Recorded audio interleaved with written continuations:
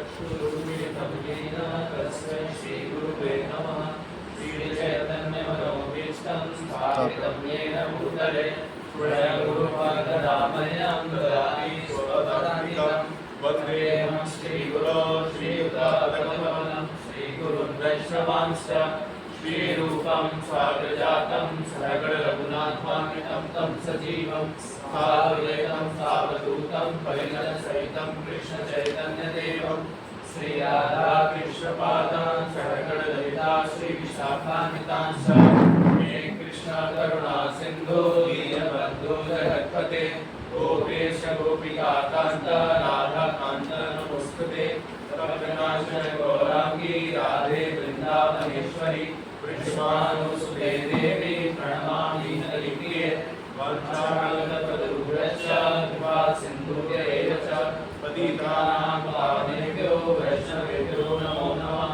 जय श्री कृष्ण चैतन्य प्रभु नित्यानंद श्री अद्वैत गदाधर श्रीवासादि गौर भक्तवृंद। हरे कृष्णा कृष्णा कृष्णा हरे हरे हरे राम राम राम हरे हरे। उपकरोति वाचालं प्रभुं लभ्याय देवी यत्कृपातमन्वन्ते श्रीगुरुदीनकारणं परमानंद माधवं श्री चैतन्येश्वरम्। हरे कृष्णा। तो आपका स्वागत है आज के डिस्कशन को। तो टॉपिक में ले रहा हूँ निष्काम कर्म योग है, बट ये मेन टॉपिक नहीं है। मैं जो टॉपिक लेना चाह रहा हूँ एक्चुअली मैं योगा लेटर नहीं ले रहा हूँ, और भक्ति के अलावा कुछ भी भक्ति के अलावा किसी और टॉपिक में डीप जाने का बहुत कुछ अर्थ भी नहीं बनता। बट मैं इस टॉपिक को इसलिए ले रहा हूँ जिससे कि 4th चैप्टर का 34th वर्ष कौन सा तद विधि बड़ी पापी प्रश्न वो ज़्यादा अच्छे समझ में आए, इसलिए बस मैं निष्काम कर्म को थोड़ा बता दूँ क्योंकि वो कनेक्टेड है। ठीक है, तो इसमें थोड़ा सा आज हमने निष्काम कर्म योग का स्टार्ट किया था, आज हम उस पर कंटिन्यू करेंगे। Then we will conclude today. ठीक है, तो कल जो हम डिस्कस किया था उसमें से अगर किसी कुछ पॉइंट्स याद है अबाउट निष्काम कर्म योग, पहले तो हमने कर्म की डेफिनेशन देखी थी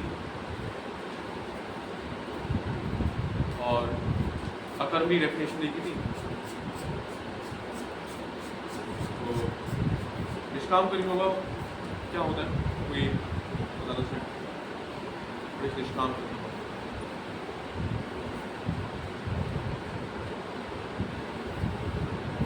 कर्म किया जाए जिसमें मतलब कर्म में भी आसक्ति ना हो और कर्म एक्टिविटी और फुल दोनों से डिटेच हो। ओके,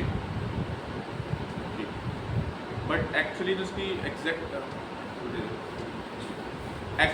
एक्चुअल डेफिनेशन है वो जैसे सकाम कर्म योग में और निष्काम कर्म योग में डिफरेंस से इतना है कि सकाम कर्म योग में ड्यूटी से भी अटैचमेंट होती है और ड्यूटी से भी अटैचमेंट होती है प्लस उसके रिजल्ट से भी अटैचमेंट होती है। निष्काम कर्म योग में बस है कि ड्यूटी से अटैचमेंट होती है लेकिन रिजल्ट से अटैचमेंट नहीं होती, रिजल्ट भगवान को दे देते हैं। ये अंतर है।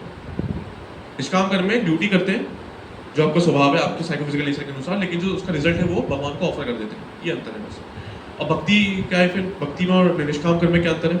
निष्काम कर्म में अपनी इच्छा से कर्म कर रहे हैं लेकिन फल भगवान को दे रहे हैं। भक्ति में कर्म ही वही कर रहे हैं जो भगवान को पसंद है, और फल तो फिर फल का तो कहना ही क्या, एक्टिविटी स्टार्ट होने से पहले ही भगवान को ऑफर कर दी, मतलब एक्टिविटी ही वही कर रहे हैं जो भगवान को पसंद है। ठीक है, तो ये डिफरेंस है। और निष्काम कर्म में बेसिकली हमको फलों से अटैच नहीं होना है, इस प्रकार से कार्य करना है कि जितने भी जो है उसके फल हैं वो हम भगवान को ऑफर करें, फलों से हम डिटैच रहें। तो थोड़े से श्लोक देखेंगे 3rd चैप्टर 4th चैप्टर में और निष्काम कर्म को थोड़ा समझेंगे, देन फिर हम ये समझेंगे कि हम ये डिस्कस ही क्यों कर रहे हैं।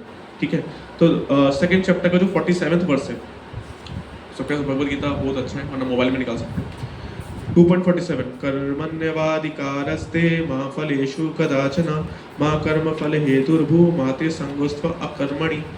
तो ये बहुत अच्छा श्लोक है निष्काम कर्म को समझने के लिए कि कर्मण्यवाधिकारस्ते, कर्म करने का अधिकार तो हमारे पास है, मतलब हमारा जो साइकोफिजिकल नेचर है, हमारी जो प्रिस्क्राइब ड्यूटीज है वो कर्म हमें करना है, that is our right. But माँ फलेषु कदाचन, लेकिन फल में हमारा कोई भी अधिकार नहीं है। माँ कर्म फल हेतुर्भूर, और अपने आप को कर्म का अपने आप को डूअर भी मत नहीं समझो। माते संगोस्थ अकर्मणि। तो अगर आप ये सोच रहे हो कि ना मुझे कर्म का फल मेरे हाथ में ही नहीं है तो मैं कर्म करूँ ही क्यों, तो भगवान कह रहे माते संगस्व अकर्मणि, ऐसा भी ना हो कि तुम अकर्म से इनएक्शन से अटैच हो जाओ, ऐसा भी मत करो। तो बेसिकली यहाँ पे ये बता रहे हैं कि जो निष्काम कर्म योगी होता है ना, वो फल से डिटैच होता है। लेकिन फल से डिटैच क्यों होता है? क्योंकि उसको पता है कि मैं डूअर नहीं हूं, जो फल है वो मेरे हाथ में नहीं है। क्योंकि अगर मैं ही एक लौता डूअर होता तो मैं जो चाहता वो फल मुझे मिलता। बट निष्काम कर्म योगी को ये बात अच्छे से पता होती है कि मैं अल्टीमेट डूअर नहीं हूं, मेरे अलावा 2 डूअर और हैं, कुल मिला के 3 डूअर हैं, जीव, प्रकृति, परमात्मा। परमात्मा सैंक्शन करेंगे, प्रकृति फैसिलिटेट करेगी, एंड देन फिर जीव कुछ कर पाएगा। वरना क्या होगा? विषय माया बद्ध जीवा आशा पाशा फिर, बस इच्छा लेके घूमेगा, चीज एग्जीक्यूशन में नहीं आ पाएंगी जब तक परमात्मा उसको सैंक्शन नहीं करेंगे। तो 3 डूअर हैं, और ये बात कर्मयोगी जो है वो जानता है। मैं कर्मयोगी बोलूंगा, कर्मयोगी मतलब निष्काम कर्मयोगी की बात हो रही है, ठीक है। देन अगर हम देखें 3rd चैप्टर में भी कुछ श्लोक हैं, बहुत सारे श्लोक हैं, बट सारे तो नहीं ले सकते, कुछ लेते हैं। अब कर्मयोग में भी ना लेवल्स हैं। एक होता है जो नया कर्मयोगी बना है, एक होता है जो एडवांस स्टेज पर है कर्मयोग का, ठीक है ना। उसमें डिफरेंस मैं बता रहा हूँ आपको।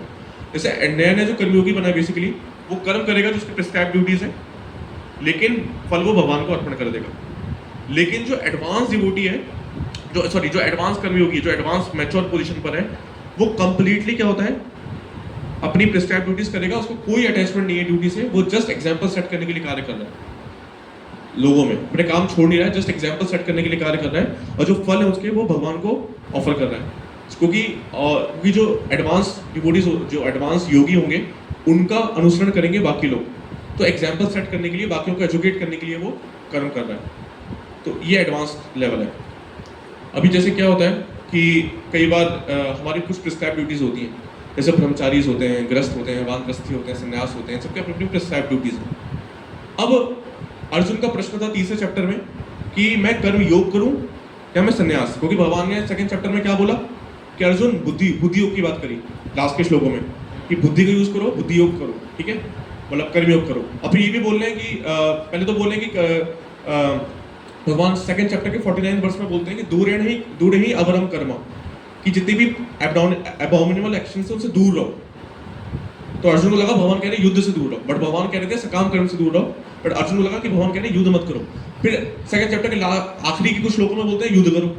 तो अर्जुन कंफ्यूज हो गए कि एक तरफ कह रहे हैं कि युद्ध मत करो, है ना, और युद्ध मत करो मतलब संन्यास की तरफ जाओ, और एक तरफ कह रहे हैं युद्ध करो, उठो अर्जुन युद्ध करो। तो अर्जुन कंफ्यूज हो गए। तो 3rd चैप्टर के पहले श्लोक में अर्जुन प्रश्न पूछते हैं कि संन्यास बेटर है कि कर्मयोग बेटर है, ये प्रश्न आता है ना। तो दोनों में डिफरेंस क्या है, ये थोड़ा समझना पड़ेगा।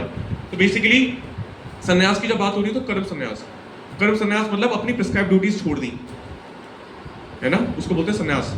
अपनी प्रिस्क्राइब ड्यूटी छोड़ दी, क्योंकि वो नॉलेज में और डिटैचमेंट में इतना हाई हो गया योगी, इतना मैच्योर लेवल पे आ गया कि उसने अपनी प्रिस्क्राइब ड्यूटी छोड़ दी, अब भगवान की सेवा में आ गया।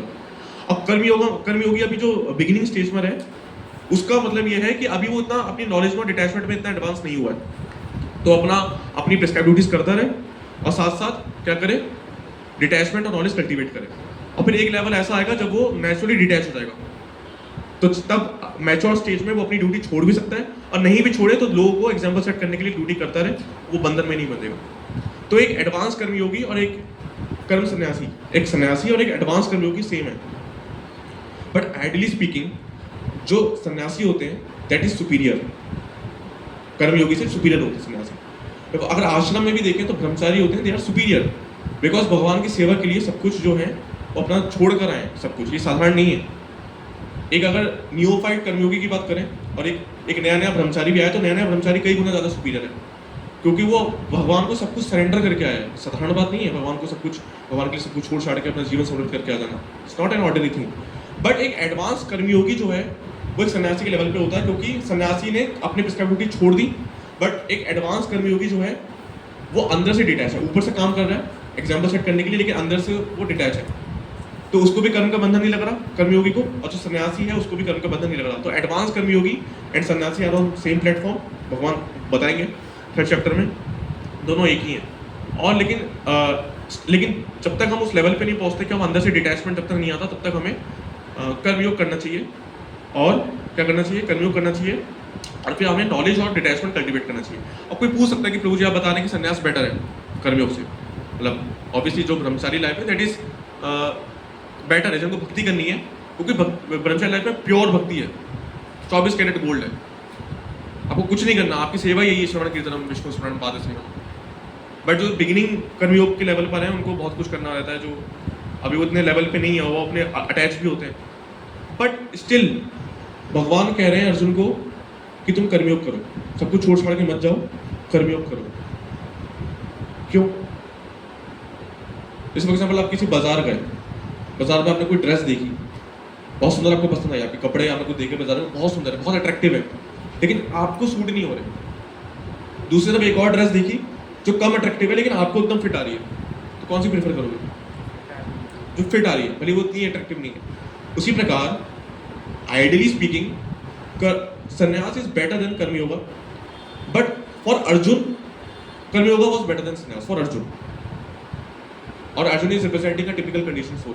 अर्जुन तो प्योर डिवोटी है, बट उस टाइम उस कंटेक्स्ट में अर्जुन के लिए कर्मयोग बेटर है, क्योंकि वो उनके लिए उस टाइम वो एज अ क्षत्रिय उनकी ड्यूटी है, और साथ में भगवान का आदेश भी है।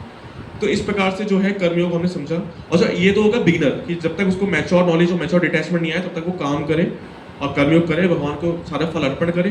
इस प्रोसेस से क्या होगा, जब वो भगवान को फल अर्पण करेगा वो प्योरीफाई होगा, और प्योरीफिकेशन जब उसका होगा उसको नॉलेज आएगी, और जब नॉलेज आएगी तो क्या आएगा? डिटैचमेंट आएगा। एक प्रोसेस है, जनरल प्रोसेस है, ठीक है। लेकिन जो एडवांस लेवल पे पहुंच चुके हैं कर्मयोग के, एडवांस लेवल पे जो है, उनकी अगर बात करें तो जैसे 3rd चैप्टर के 20th वर्ष में भगवान एग्जाम्पल देते हैं, कर्मणय भी संसिद्धिम अस्थिता जनकादया लोक संग्रह में वापी समपश्यंक कर तुम अर्हसी। तो भगवान एग्जाम्पल दे रहे हैं कि जैसे जनक महाराज हैं, जनक महाराज बिल्कुल डिटैच थे, बट जनक महाराज ने एग्जाम्पल सेट करने के लिए कर्मयोग का फॉलो किया। हालांकि वो प्योर डिवोटी, बट फिर भी अपने कार्य कर रहे हैं टू सेट एग्जाम्पल्स। तो एक बार क्या हुआ, जनक महाराज ने अपने राज्य में कुछ ब्राह्मण आए उनके सभा में, और कुछ ब्राह्मणों ने उनसे पूछा कि जनक महाराज ऐसा कैसे है कि आप पूरे टाइम कृष्णा कॉन्शियस रहते हैं, at the same time you are maintaining all your duties, सबको ड्यूटी भी कर रहे हैं, राज्य संभाल रहे हैं, सारी रिस्पॉन्सिबिलिटीज पूरी कर रहे हैं, and at the same time you are such a pure devotee, how is it possible? तो जनक महाराज ने कहा ठीक है मैं आपको इसका उत्तर दूंगा, आप कल आना, कल आपका सारा जो प्रसाद है यही करना। तो सारे ब्राह्मणों को किसके लिए बुलाया? प्रसाद के लिए बुलाया अगले दिन, और सारे ब्राह्मण प्रसाद आए और प्रसाद के लिए बैठ गए। जब वो प्रसाद के लिए जब आ रहे थे अभी बैठने से पहले, तो उन्होंने देखा कि जो प्रसादम हॉल था, प्रसादम हॉल की सीलिंग से कई सारी तलवारें लटकी हुई थी सीलिंग पे, कई सारी तलवारें लटकी हुई थी। और तलवारें वो बंधी किससे थी सीलिंग से? जो घोड़ा होता है, घोड़े की पूंछ होती है, घोड़े की पूंछ देखो कितने, एक बाल उसका लो, घोड़े की पूंछ का एक बाल कितना पतला होता है, तो उसकी एक बाल से तलवार बनी थी सीलिंग से, मतलब कभी भी टूट सकती है। घोड़े का पूंछ का बल कितना पतला है, उससे बनी थी तलवार, और वो तलवार बनी हुई थी सीलिंग से, और बहुत सारी तलवारें लटक रही थी सीलिंग पे, और उस हॉल के उसी सीलिंग के नीचे प्रसाद होना है। अब सारे ब्राह्मणों को बोला जाइए प्रसाद पाइए, और सब डरते डरते जा रहे हैं ना कि हमारे पर कोई गिर जाएगा गलती से भी, क्या होगा। डरते डरते गए, बैठे, और एक से एक आइटम परोसे गए, एक से एक, है ना, जो भी आप सबको पसंद है डिश सब इमेजिन कर लीजिए, सब कुछ था वहाँ पे। लेकिन उनका जो जब वो प्रसाद पा रहे थे, उनका ध्यान प्रसाद पे था ही नहीं, वो जस्ट फटाफट पाए, उनका ध्यान किस पे था? तलवार पे। फटाफट पाए और फिर वहां से निकल गए, फटाफट यहाँ से भाग, इसको खाली करो हॉल को। फिर बाद में जनक महाराज ने पूछा कि आपको प्रसाद कैसा लगा, सबसे अच्छा आपको क्या लगा? तो बोला हमने उसको खत्म किया एज अ ड्यूटी, बट हमारा ध्यान उस पर था ही नहीं, we were conscious of the source. तो जनक महाराज ने बोला उसी प्रकार आप जैसे निगेटिवली आप कॉन्शियस थे स्वॉर्ड के प्रति because you were fearful, similarly I was positively conscious about Krishna always. मैं अपनी ड्यूटी बस फटाफट करता हूँ, and because I am constantly I am conscious about Krishna. तो इसी प्रकार तो यहाँ पे वो एक पॉजिटिव एग्जाम्पल से बता रहे हैं कि वो फियरफुल से, वो फियर की वजह से उस कॉन्शियस थे, but Janak Maharaj out of love because he is always conscious about Krishna. ठीक है, तो उसी प्रकार आगे भी इसके श्लोक आते हैं। जैसे अब आप कोई पूछेगा कि निष्काम कर्मयोग में और कर्म कांडी में, जो बेसिकली जो सकाम कर्म वाले हैं, उनमें डिफरेंस क्या है? तो भगवत गीता के 3rd चैप्टर के 25th श्लोक से 29th श्लोक तक डिफरेंस बताया है कि what is the difference between a सकाम कर्मी और अ नॉर्मल फ्रूटी वर्कर और जो एडवांस जो कर्मयोग का पालन कर रहे हैं उसमें अंतर क्या है। तो 25th वर्स में बताते हैं, as the ignorant perform their duties with attachment to result, the learned may similarly act but without attachment for the sake of leading people on the right path। तो जो नॉर्मल एक अज्ञानता में जी रहा है कर्मी व्यक्ति, सकाम कर्मी व्यक्ति, वो फलों से बहुत अटैच होता है, ड्यूटी से बहुत अटैच होता है और कार्य करता है। सिमिलरली जो कर्मयोगी होता है वो भी कार्य करता है, सेम एक्टिविटीज करेगा बट अटैच नहीं होता। ये डिफरेंस है। जैसे प्रभु जी को एग्जाम्पल दीजिए, जैसे फॉर एग्जाम्पल भागवतम के 8th कैंटो में एक लीला आती है समुद्र मंथन लीला। आप सबने सुनिए समुद्र मंथन लीला। तो समुद्र मंथन में लीला में क्या हुआ, देवता और असुर दोनों एक एक्टिविटी कर रहे हैं, समुद्र का मंथन कर रहे हैं। वासुकी नाग है और दोनों उससे क्या कर रहे हैं, समुद्र का मंथन, दोनों एक एक्टिविटी कर रहे हैं लेकिन चेतना में अंतर है। एक फलों से अटैच है, एक भगवान को सरेंडर है। और फाइनली जो रिजल्ट आया वो क्या मिला, देवताओं को मोहिनी मूर्ति ने क्या दिया, अमृत दिया। और आज मोहिनी एकादशी है, ये मोहिनी एकादशी की समुद्र मंथन लीला इसमें आ गई कि किस प्रकार से एक्टिविटी जो होती है कर्मयोगी की, वो लगेगा तो साधारण काम कर रहा है, अरे भक्त क्या है तो मंदिर बना रहे हैं, नॉर्मल जो हम जैसे बिजनेस करते हैं ये भी वो कर रहे हैं, जैसे हम मैनेजमेंट करते हैं ये भी मैनेजमेंट करते हैं, नहीं, लेकिन चेतना में अंतर है। और क्योंकि चेतना में अंतर है, एक अटैच्ड है एक अटैच नहीं है, इसलिए रिजल्ट्स में अंतर आता है। जो अटैच नहीं है उसको भगवान की कृपा मिलती है, बट जो अटैच है उसको अपने कर्मों के बस फल ही मिलते हैं। ठीक है, तो ये एक डिफरेंस है। और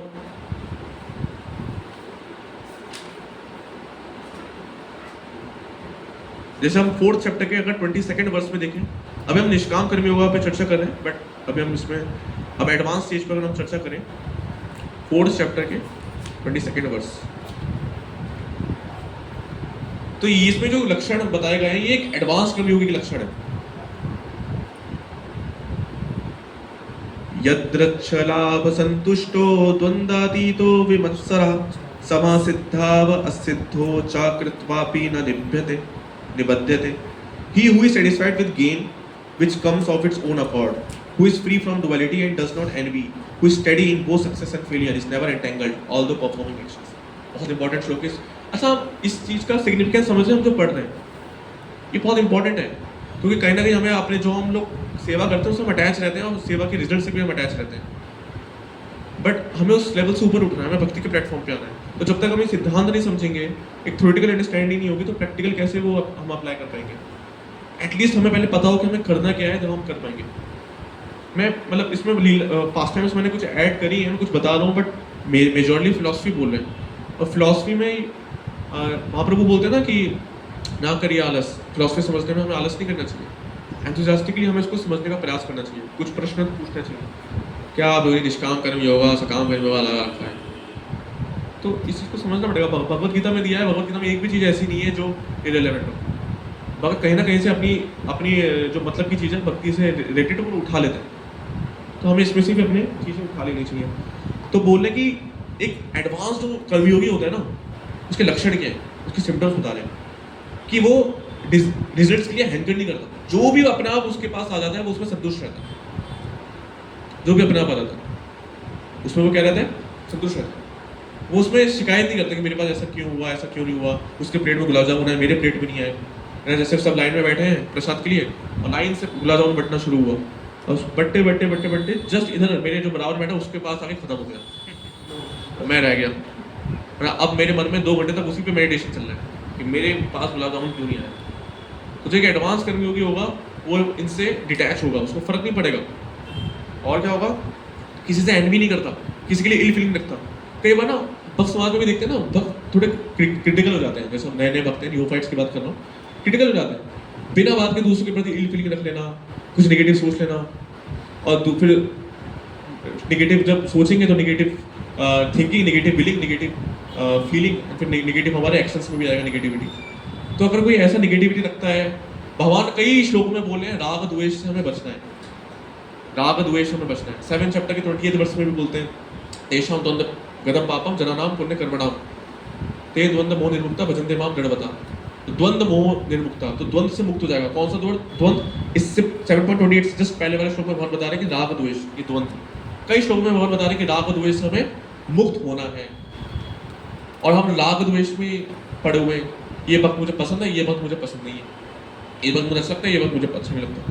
अच्छा अगर मैं थोड़ा और डिटेल में जाए, निष्काम कर्म योगी ना फलों से डिटैच होता है। कहने का मतलब है कहीं ना कहीं वो राग द्वेष से मुक्त होता है ना। राग द्वेष हमारे अंदर एंटर कैसे करता है, अगर हम इसकी थोड़ी और सटलिटीज में देखें तो बेसिकली होता क्या है, हम सेंस, जब हमारे सेंस ऑब्जेक्ट्स के संपर्क में आते हैं, सेंस हमारे सेंस ऑब्जेक्ट में संपर्क में आते हैं तो एक इंप्रेशन छोड़ते हैं हमारे माइंड पे, या तो पॉजिटिव इंप्रेशन होता है या वो निगेटिव इंप्रेशन होता है। सही बात है। जैसे आपने फर्स्ट टाइम रसगुल्ला खाया और आपका पॉजिटिव इंप्रेशन आपके माइंड पे छूटा, अब वो जो इंप्रेशंस माइंड पर आते हैं वो डिजायर क्रिएट करते हैं। अगर वो आपको अच्छा लगा तो अब आपको वो चाहिए, अगर वो आपको अच्छा नहीं लगा तो आपको वो हमेशा के लिए नहीं चाहिए। तो यही है राग द्वेष। आपकी अकॉर्डिंग किसने एक्ट किया तो वो आपको पसंद आ गया, अब आपको वो चाहिए, आपको वो पसंद है। लाइकिंग्स और डिसलाइकिंग्स, आपके अकॉर्डिंग उसने एक्ट नहीं किया, आपके माइंड पे अच्छा इंप्रेशन नहीं पड़ा और डिजायर क्रिएट हुई कि मुझे उससे दूर रहना है, मुझे वो पसंद ही नहीं है, वक्त उसके साथ में सेवा ही नहीं कर सकता। दिस इज जस्ट राग द्वेष। जब तक राग द्वेष होगा भजन में हम नहीं भजन नहीं कर पाएंगे, समझ ही नहीं पाएंगे एक्चुअल भक्ति क्या है, रियल भक्ति क्या नहीं समझ पाएंगे, करना तो बहुत दूर की बात है। तो who is study in both success and failure, success और फेलियर दोनों में वो उसको फर्क नहीं पड़ता, क्योंकि मैं बताया था कल कि वो मेटल प्लेन से ऊपर उड़ गया होता है। जैसे एरोप्लेन में जब हम उड़ते हैं तो नीचे की सारी चीजें जैसी दिखती हैं, सब दिखती हैं, पता नहीं चलता कौन क्या है, क्योंकि ऊपर उड़ गए। उसी प्रकार जब हमारी चेतना ऊपर उठ जाती है तो मेटल प्लेन्स पे सुख दुख, मेटल प्लेन्स पे लाभ और हानि, मेटल प्लेन्स पे मान अपमान, सब हमारे लिए एक जैसे हो जाता है। ठीक है, तो ये एडवांस स्टेज है। जैसे एक कथा आती है, एक बार क्या हुआ, भगवान थे गोपियों के पास, तो गोपियां आई, गोपियों को यमुना के उस पार जाना था, दुर्वासा मुनि को प्रसाद खिलाने, प्रसाद पावाने गोपियों को नदी के उस पार जाना था। तो लेकिन नदी में उफान आया हुआ था, नदी कैसे क्रॉस करे, है ना। तो वो भगवान के पास गई, बोली कृष्ण, तो भगवान मानती नहीं है, भगवान को जानते सब है भगवान है, बट वैसे इनको रस की वजह से नहीं करते। तो गोपी ने बोला कृष्ण हमें ये नदी क्रॉस करनी है, हम कैसे करें। तो भगवान ने बोला एक काम करो, आप यमुना देवी के पास जाओ नदी के तट पे और उनको बोलो कि अगर कृष्ण प्योर ब्रह्मचारी है तो हे यमुना देवी आपको रास्ते दे दो।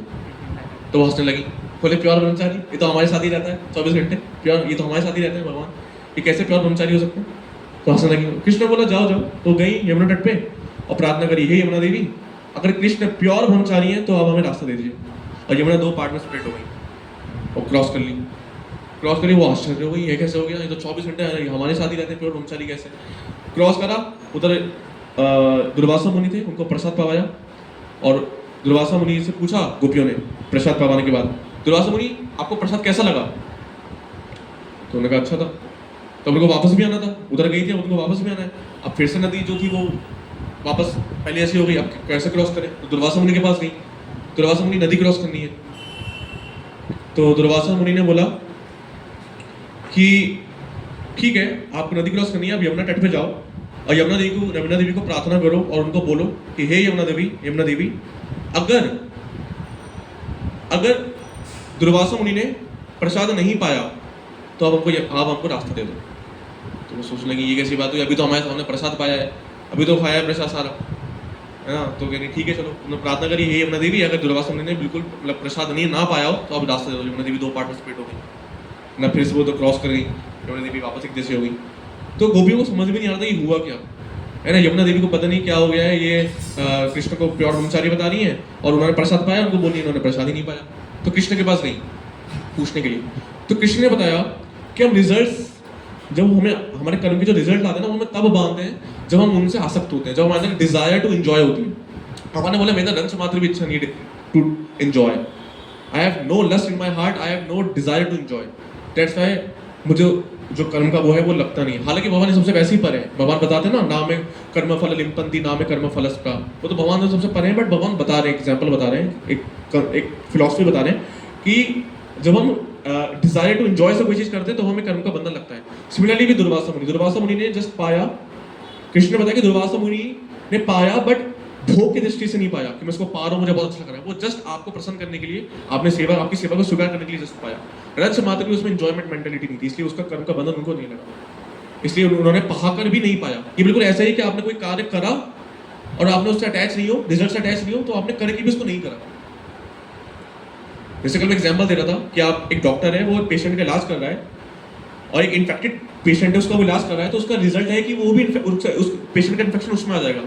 ये उस कर्म का इनबिल्ट रिएक्शन है। बट अगर डॉक्टर अपने आप में ग्लव्स पहन रहा है, मास्क पहन रहा है और इस प्रकार से उसका इलाज कर रहा है, तो वो उसने इलाज कर भी दिया लेकिन उसको रिएक्शन नहीं मिला, डॉक्टर इन्फेक्टेड नहीं हुआ। तो कर्म कर भी दिया लेकिन जो कर्म का रिएक्शन आना चाहिए था वो नहीं आया। तो आपने कर्म एक तरीके से करा भी लेकिन नहीं भी करा। तो कर्म योगा यही है, आप फलों से डिटैच रहो तो आप सारे कर्म कर रहे हो बट फिर भी आप बंधोगे नहीं। भगवान एग्जाम्पल देते हैं जैसे लोटस है, वो पानी में रहकर भी पानी का नहीं है। तो कर्म योगा और कर्म संन्यास में अंतर क्या है? भगवान कह रहे हैं you do not have to renunciation of the work, नहीं रिनाउंसमेंट ऑफ द वर्क इस संन्यास। भगवान कह रहे हैं रिनाउंसमेंट इन द वर्क कर्म योगा। तो हमें स्टार्टिंग में ये प्रैक्टिस करनी चाहिए, फिर एक लेवल ऐसा आएगा कि हम डिटैच हो जाएंगे। उस टाइम कर्म करो भी, चाहे आप छोड़ भी दो, एक ही है। उस टाइम संन्यास और कर्म योगा एक ही हो जाता है एडवांस लेवल पे। Clear in the concept? ठीक है, तो ये हमने कुछ एग्जांपल्स देखे। नाउ अब हम देखेंगे कि जो हमारा मेन पॉइंट है और उस पर चर्चा करते हैं। सारे जो कर्म है वो अल्टीमेटली किस में कल्मिनेट होते हैं? जाके नॉलेज में, ट्रांसेंडेंटल नॉलेज में कल्मिनेट होते हैं। तो निष्काम कर्मयोग, अब मैं इसको बता रहा हूँ उसका सिग्निफिकेंस क्या है। हमने 2 दिन निष्काम कर्मयोग के बारे में समझा, कुछ लोग भी देखे। सिग्निफिकेंस क्या है ये बहुत इंपॉर्टेंट है, इसको स्किप मत करिएगा। जो कर्म है कर्मयोग वो अल्टीमेटली ट्रांसेंडेंटल नॉलेज में जाके कल्मिनेट होता है। कर्मयोग करने से हमें क्या मिलता है? प्यूरिफिकेशन होता है। प्यूरिफिकेशन से हमें क्या मिलती है? दिव्य ज्ञान मिलता है। ठीक है, और जब हम सैक्रिफाइस करते हैं, ऐसे यज्ञ करते हैं, यज्ञ क्या है? जैसे फॉर एग्जांपल कोई बहुत बड़ा नोबल कार्य करना, उसको यज्ञ भी बोल देते हैं। जैसे फॉर एग्जांपल आप कोई बहुत बड़ा मंदिर बना रहे हो, कोई बहुत बड़ी आपने एक बिल्डिंग बनाई और आपसे पूछा आपने ये आपका काम कंप्लीट हुआ? तो कहा हाँ, एक बहुत बड़ा यज्ञ था जो पूरा हुआ। तो एक बहुत बड़े नोबल कार्य को भी हम कई बार यज्ञ बोल देते हैं। बट अल्टीमेट इसका मतलब ये है कि स्पिरिचुअल कॉन्शियसनेस में कोई कार्य करना, उसको बोलते हैं यज्ञ। तो जब हम कर्मयोगा करते हैं तो हम यज्ञ करते हैं। और भगवद गीता के 4th चैप्टर में कई प्रकार के यज्ञ बताए हैं और यज्ञों से प्राप्त क्या होगा वो बताया। अब हम उस पर आएंगे कि अलग अलग लोगों के लिए, जैसे कई सारे लोग हैं, ब्रह्मचारी, गृहस्थ, वानप्रस्थ, सन्यासी, है ना, सकाम कर्मी, इन सारे लोगों के लिए यज्ञ क्या है और इन यज्ञ से उनको क्या प्राप्त होगा, 4th चैप्टर में आता है। तो आप देखिए उसको, है ना, 4th चैप्टर का 25th वर्ष। देवम एवापरे यज्ञम योगिनः पर्युपासते ब्रह्माग्नावरे वापरे यज्ञम यज्ञ नैवोपजुहुति। ठीक है, अब इसको समझिए, ये आप समझे ना कनेक्शन कहां से बना। Karma yoga basically performing yajnas, and yajnas का पर्पस क्या है? To gain knowledge and detachment. यज्ञ हम जो करते हैं, यज्ञ जो हम करते हैं, उससे हमें क्या मिलती है? Transcendental knowledge. तो अब जो कुछ योगी ऐसे हैं जो ये करते हैं, यज्ञ करते हैं, इससे उनको क्या प्राप्त होता है? Transcendental knowledge. कौन कौन से यज्ञ? देखिए, तो जो पहली लाइन है, देवम एवापरे यज्ञम योगिनः पर्युपासते, ये यज्ञ बताया है एक कर्मयोगी के लिए। कर्मयोगी के लिए क्या यज्ञ? नहीं सॉरी, दिस इज सकाम कर्मयोगी, नॉट निष्काम। तो पहली लाइन जो है वो सकाम कर्मयोगी ये यज्ञ करते हैं। कौन सा यज्ञ करते हैं? They perfectly worship the demigods by offering different sacrifices to them. Demigods की पूजा करेंगे और उनकी पूजा करेंगे। तो कर्मियों के लिए, सकाम कर्मियों के लिए ये यज्ञ बताया है। अगली लाइन क्या है? ब्रह्माग्नावप्रे यज्ञम यज्ञ नैवोपजुहुति, ये ज्ञान योगी के लिए यज्ञ बताया है। ज्ञान योगी क्या करता है? And some of them offer sacrifices in the fire of supreme Brahman। जो ब्रह्म होता है उसमें ही क्या करता है? यज्ञ करता है। ठीक है, offer sacrifices in the fire. तो सुप्रीम ब्राह्मण जो है उसमें, उसकी अग्नि में यज्ञ आहुति डालता है, यज्ञ करता है और उसको मिलता क्या होता है? उसको क्या मिलता है उससे? Self realisation. अगला श्लोक तो हमने 2 देखे। सकाम कर्मी के लिए यज्ञ क्या है? ठीक है, ज्ञान योगी के लिए यज्ञ क्या है? देन नेक्स्ट, श्रोत्रादीन इंद्रियानयन्ने संयम अग्निषु ज्योति, ये ब्रह्मचारी के लिए यज्ञ बताया है। आप सब ब्रह्मचारी है ना, तो ब्रह्मचारी के लिए यज्ञ क्या है? Sense control. ब्रह्मचारी के लिए यज्ञ क्या है? Sense control. तो क्या बता रहे हैं? Some the unadulterated brahmachari sacrifice the hearing process and senses in the fire of mental control। ये जो ब्रह्मचारीज होते हैं इनके लिए यज्ञ क्या है? अपने सेंसेस को कंट्रोल करना। कैसे करना? हेयरिंग प्रोसेस से, चैंटिंग प्रोसेस से। इनके लिए यज्ञ ये है, अपने सेंसेस को कंट्रोल, सेंस को सेंस ऑब्जेक्ट से दूर ले जाना। ये यज्ञ किसके लिए बताया है? ब्रह्मचारीज के लिए। अगली लाइन, शब्दादीन विषयान्य इंद्रियाग्निषु ज्योति, ये गृहस्थास के लिए यज्ञ बताया। अगली लाइन में यज्ञ किसके लिए बताया है? गृहस्थास के लिए। क्या बताया है? and others the regulated householders sacrifice the objects of senses in the fire of senses. ब्रह्मचारी इसके लिए यज्ञ क्या है? सेंसेस को सेंस ऑब्जेक्ट से दूर ले जाना, ये ब्रह्मचारी इसके लिए यज्ञ है। गृहस्थों के लिए यज्ञ क्या है? सेंसेस को सेंस ऑब्जेक्ट के संपर्क में ले जाना। तो ये कैसी बात बता दी, ये कैसे यज्ञ हुआ? सेंसेस को सेंस ऑब्जेक्ट के संपर्क में ले जाना यज्ञ कैसे है? क्योंकि जब गृहस्थ जब होते हैं, जब वो यूनाइट करते हैं तो उनसे कृष्ण कॉन्शियस चाइल्ड की उत्पत्ति होती है, और कृष्ण कॉन्शियस चाइल्ड को वो रेज करते हैं, और एक भगवान के लिए वो एक भक्त, भगवान का एक भक्त जो है उसकी वो उसको रेज करते हैं और भगवान को ऑफरिंग दे देते हैं। जैसे यज्ञ, इस प्रोसेस पूरा प्रोसेस है वो यज्ञ है। एक कृष्ण है भावना में संतान की उत्पत्ति करना, उसको ट्रेन करना और फिर भगवान की सेवा में उसको दे देना, दिस इज यज्ञ। तो गृहस्थों के लिए यज्ञ क्या है? सेंसेस को सेंस ऑब्जेक्ट पे लगाना, ये गृहस्थों के लिए यज्ञ है। अगला, सर्वाणींद्रिय कर्माणि प्राण कर्माणि चापरे आत्म संयम योगना अग्नो जुहोति ज्ञान दीपते। Others who are interested in achieving self-realization through control of the mind and senses offer the functions of the senses and life breath as obligation to the fire of control mind. ये basically जो पतंजलि योगी हैं उनके लिए ये यज्ञ है, जो पतंजलि के जो सिस्टम को जो फॉलो करते हैं उनके लिए ये यज्ञ बताया। तो कई प्रकार के यहाँ पे यज्ञ बताए, और देखो बहुत सारे यज्ञ बताए, जैसे द्रव्य यज्ञ। तो द्रव्य के यज्ञ क्या होता है? चैरिटी, कई लोग दान देते हैं, ये भी यज्ञ है। और क्या? तपो यज्ञ है ना, अपनी कन्वीनियंस को ही अग्नि में न्यौछावर कर दिया, मतलब तपस्या करना, ये भी यज्ञ है। और स्वाध्याय यज्ञ, जैसे लोग स्वाध्याय करते हैं ना, भगवत गीता हम पढ़ रहे हैं, यज्ञ है, हम सब यज्ञ कर रहे हैं, भगवत गीता पढ़ना भी यज्ञ है, स्वाध्याय करना। यथाया संशित व्रता, और जो सिद्धि प्राप्त करने के लिए प्रयत्न करते हैं वो भी यज्ञ है। तो कई प्रकार के यज्ञ हैं, शास्त्रों को पढ़ना, वेदों को पढ़ना, ये भी यज्ञ है। लेकिन इन सारे यज्ञ जो इसमें बताए भगवत गीता में, हमने जो श्लोक देखे थे सारे, इन सारे यज्ञ का पर्पस क्या है, मिलेगा क्या? लास्ट लाइन देखिए, to advance in transcendental knowledge. क्या मिलेगा? नॉलेज मिलेगी, और नॉलेज से क्या आएगा? वैराग्य। तो हमने जितना भी निष्काम कर्मी योग देखा, उसका पर्पस है कि हमें ट्रांसेंडेंटल नॉलेज मिलती है। जितना भी निष्काम कर्मियों को देखा, जो भी कुछ यज्ञ वो करते हैं, निष्काम कर्मियों की जो भी कुछ यज्ञ करते हैं, उसका अल्टीमेट पर्पस क्या है? Transcendental knowledge. और सिर्फ निष्काम कर्मियों को छोड़ो, इतने सारे प्रकार के लोग बताए, ये सारे यज्ञ करते हैं। कोई दान दे रहा है, कोई शास्त्र पढ़ रहा है, कोई वेद पढ़ रहा है ना, कोई ब्रह्मचारी है, कोई गृहस्थ है, सबके लिए यज्ञ है। लेकिन सबका एक ही पर्पस रहेगा, क्या? Transcendental knowledge. लेकिन अब आपको जानने की प्रसन्नता होगी कि जितना भी हमने कल डिस्कस किया, ये निष्काम कर्मी होगी, हमें अटैच नहीं होना है, ये करना है, वो करना है, हमें यज्ञ करना है, इतने सारे यज्ञ बता दिए प्रभु जी, कौन सा करें कौन सा नहीं करें। हम तो स्वाध्याय भी कर रहे हैं, हम तो तपस्या भी कर रहे हैं, हम तो ब्रह्मचारी भी हैं, हम कौन कौन से यज्ञ करें, है ना? इतने सारे यज्ञ आपने बता दिए, कौन सा रेलेवेंट है किसके लिए, कैसे पता लगे? तो आप सबके लिए एक प्रसन्नता की बात है कि ये जितने भी हमने यज्ञ बताया, जो भी हमने प्रोसेस बताया निष्काम कर्म की, कुछ भी करने की आवश्यकता नहीं है, कुछ भी नहीं करना। हाँ जी, क्यों? तो हमें अगर हम ये सब नहीं करेंगे, यज्ञ नहीं करेंगे, तो हमें ट्रांसेंडेंटल नॉलेज कैसे मिलेगी? क्योंकि यज्ञ से क्या मिलती है? क्या मिलती है? तो नॉलेज कैसे मिलेगी? आपके अलावा हमें यज्ञ करने की आवश्यकता नहीं है। तो फिर भगवान आगे के श्लोक में बताते हैं 4.34, इस कंटेक्स्ट में 4.34 आता है, तद विधि प्रणिपातेन परिप्रश्नेन सेवया उपदेक्ष्यन्ति ते ज्ञानम ज्ञानिनास्तत्वदर्शिना। जो भक्त हैं, ठीक है, यहाँ पे जो ज्ञानिना तत्वदर्शिना बात हुई ना, तो यहाँ पे जो ज्ञानी शब्द यूज हुआ है एक तत्वदर्शी के लिए, वो वैसे वो वाला ज्ञानी नहीं है जो ज्ञान योगा वाले ज्ञानी होते हैं, ये नॉर्मल ज्ञानी वर्ड यूज हुआ है, जो ज्ञानी है, जिनको नॉलेज है। तो आपको वो सारा कुछ प्रोसेस जो आपको पिछले बताया, कल से जो हम चर्चा कर रहे हैं, वो कुछ करने की जरूरत नहीं। इतने सारे सैक्रिफाइस करना, ये करना, वो करना, कुछ करने की जरूरत नहीं। क्या करो? एक प्रमाणिक गुरु के पास जाओ, उनसे विनम्रता पूर्वक उनके पास जाओ, उनको सबमिशन करो अपना, देन उनसे इंक्वायर करो, देन उनकी सेवा करो। जस्ट एक ये प्रोसेस है। इतना करने मात्र से आपको क्या मिलेगा? ट्रांसेंडेंटल नॉलेज स्वतः मिलेगी। जो कुछ भी पहले बताया कुछ करने की आवश्यकता नहीं है। एक सिंपल प्रोसेस से, भक्ति योगी का देखिए कितना सिंपल प्रोसेस है। एक सिंपल प्रोसेस से क्या होगा? आपको ट्रांसेंडेंटल नॉलेज बहुत आसानी से मिल जाएगी। तो बेसिकली अगर हम देखें तो जब हम गुरु के पास जाते हैं, तद्विधि प्रणिपातेन परिप्रश्नेन सेवा, जब परिप्रश्न करते हैं तो हमको क्या मिलती है? नॉलेज। तो वो जनरली होती है थ्योरेटिकल नॉलेज। क्या होती है?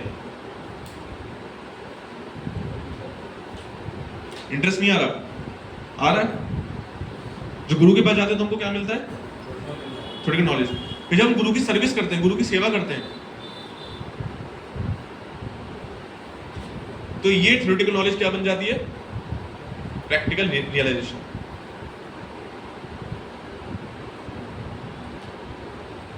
इसी को ही बोलते हैं डीप नॉलेज। जो हम कई लोग बोलते हैं ना बहुत डीप नॉलेज है, उसका फर्क नहीं पड़ता कि मानो पानो, वो ये है वो जो उनको इतना प्रोसेस करने के बाद प्राप्त होता है, एक भक्ति योगी को सिर्फ इतने सिंपल सी प्रोसेस करने से प्राप्त हो जाता है। जो इतने एडवांस योगियों को जो प्राप्त होता है, हम सब बिगिनर लेवल पर, अगर मैं तो हूँ और हम सबको ये चीज प्राप्त हो रही है अभी कि हम गुरु से जाके इंक्वायर कर सकते हैं, गुरु की सेवा कर सकते हैं और हम प्रैक्टिकल दर्शन को मिल जाएगा अभी। ये भगवान की कृपा है। तो ये 4.34 वर्ष का रेलेवेंस है। भगवद गीता में साधक अवस्था में सबसे इंपॉर्टेंट श्लोक पता है कौन सा है? साधक अवस्था में भगवद गीता का सबसे इंपॉर्टेंट श्लोक आपको क्या लगता है कौन सा है? सर्वधर्मान् परित्यज्य मामेकं शरणं व्रज अहं त्वां सर्व पापेभ्यो मोक्षयिष्यामि मा शुचः।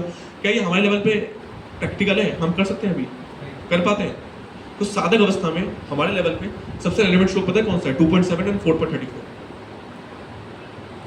भगवान, हाँ, भगवान को गुरु रूप में, मतलब भगवान को नहीं, एक गुरु स्वीकार करना और फिर संबंध बनाना, देन अभिधेय क्या करना, संबंध बना के करना क्या है? अपनी मेटल, अपनी शादी नहीं हो रही, सब थोड़ी पूछना है, क्या करना है? तद्विधि परिपदन परिप्रश्न सेव्य। साधक अवस्था पे सबसे इंपॉर्टेंट वर्ड सही है और हमें इनको बहुत डीप में समझना चाहिए। तो हम सबने ये वर्ड सुना हुआ है 4.34, लेकिन इसका सिग्निफिकेंस क्या है?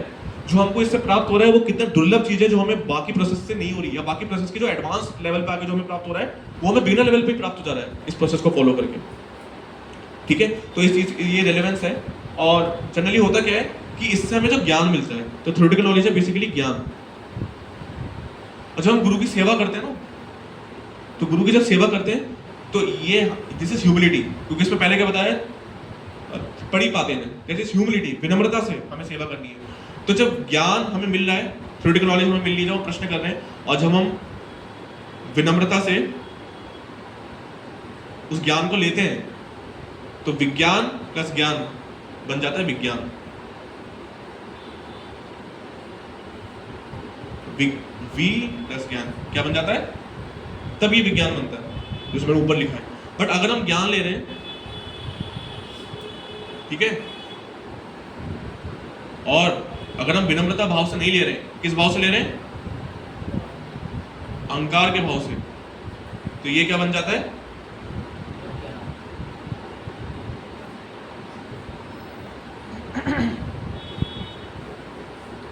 यह ज्ञान बन जाता है। ठीक है, तो ये बहुत रेलेवेंट है हम सब साधकों के लिए, और हम बहुत फॉर्चुनेट है कि हमको ये हमें अवसर मिला है। तो ज़्यादा से ज़्यादा जो प्योर डिवोटीज है उनकी सेवा, मेरा पर्पस पूरा योगा लेटर समझाना है कि योगा लेटर के डीप में जाना, उसके इंटेग्रेशंस बताना, वो प्रैक्टिकल नहीं है ना, हमें वो करना ही नहीं है। जब हमें अष्टांग योग ये सब करना ही नहीं, तो उसमें ज़्यादा समझ के फायदा नहीं है कुछ। बट हमें उतना समझना है जितना भक्त के लिए रेलेवेंट है, उतना हम निकाल लेंगे। ठीक है, तो वो जितना भी हमने निष्काम कर्म योगा ये सब समझा, उसका पर्पस था कि हम इसकी इंपॉर्टेंस को जान सकें कि कितना महत्वपूर्ण है ना। तो हमारा जो टारगेट होना चाहिए वो बेसिकली यही है कि हमें गुरु की सेवा करनी है और उससे हमें प्रैक्टिकल रिलेशन। आज एकादशी आज मैं सॉन्ग लेता शुद्ध भक्त चरण रेणु, बट सिंस टाइम कम था तो मैंने सोचा ठीक है, तो ये उसका पर्पस है। ठीक है, तो ये वाइंड अप करते हैं। जगतगुरु श्री प्रभुपाद की। किसी कोई प्रश्न है तो ले सकते। Any questions, comments? मेरे पूरी डिस्कशन में जो फोकस था वो ये था कि हमको भले कोई गृहस्थ हो, कोई ब्रह्मचारी हो, कोई वानप्रस्थी हो, कोई ऐसा भी हो, हमें गुरु की सेवा करनी है। जो गुरु है वैष्णव है, जैसे अमोला मुझे बताते ना हरि गुरु वैष्णव, तो उसमें वैष्णव भी आ गए। तो हमें गुरु की सेवा करनी है, वैष्णवों की सेवा करनी है। और हमें तो इतने फॉर्चुनेट है कि हमारे ऊपर इतने सारे जो है सिंसियर साधका, सिंसियर डिवोटीज हैं, ऊपर we can associate with them. We are very very fortunate. बाकियों को इतना सौभाग्य प्राप्त नहीं है, बट हमको है। तो मेरा जो पर्पस था वो जो भी आश्रम में वो अगर वो ये करेगा तो वो इस लेवल पर आ जाएगा, विज्ञान के लेवल पर आ जाएगा। ठीक है, और इसमें जो भी मैंने आश्रम का डिस्कस किया उसमें लंच मात्र भी ऐसा नहीं था कि सिर्फ ब्रह्मचारी कर पाएंगे, और कोई भी कर लेगा जो सिंसियर है, कोई भी कर लेगा। बट आइडियली देखें तो ब्रह्मचारी को ज़्यादा फॉर्चुनेट है, उनके पास ज़्यादा वो होती है, अपॉर्चुनिटीज होती हैं, है ना। मतलब ब्रह्मचारी आश्रम is like a running on highway, तो बहुत जल्दी स्पिरिचुअल ग्रोथ हो सकती है by the mercy of gurus and Vaishnavas. तो यस, दैट इज एडवांटेज जो हमेशा ब्रह्मचारियों के पास रहता है। बट स्टिल बाकी लोग भी गुरु की कृपा से बहुत भगवद्गीता में कह रहे हैं ना, शूद्र स्त्रियां कोई भी जो है वो मेरी भक्ति प्राप्त कर सकते हैं। और महाप्रभु की लीलाओं में कितने सारे ऐसे ग्रस्त हैं जो प्योर डिवोटी हैं। तो अल्टीमेटली तो it's like just like a vessel. जैसे आपके पास कोई बहुत कीमती चीज़ है, जैसे आपके पास मैंगो शेक है, अमृत है मान लो, तो उसको ऐसे कंटेनर में रखोगे ना जो जिससे वो गिरे ना, जैसे छलके ना, है ना। तो आश्रम इज लाइक अ कंटेनर, भक्ति इज लाइक अ अमृत। आपको उसको ऐसे कंटेनर में रखना है कि वो छलके ना, जिसके लिए जो कंटेनर बेस्ट लग रहा है जिसको, ठीक है। तो मेन हमें इस पे श्लोक को पढ़ें, इसके पर्पस को पढ़ें, तात्पर्य को पढ़ें, और डीप इंसाइट्स आए और फिर शेयर करें आपस में, ठीक है। Thank you so much. Jagat Guru Srila Prabhupada की जय। नो क्वेश्चंस, कुछ कमेंट्स?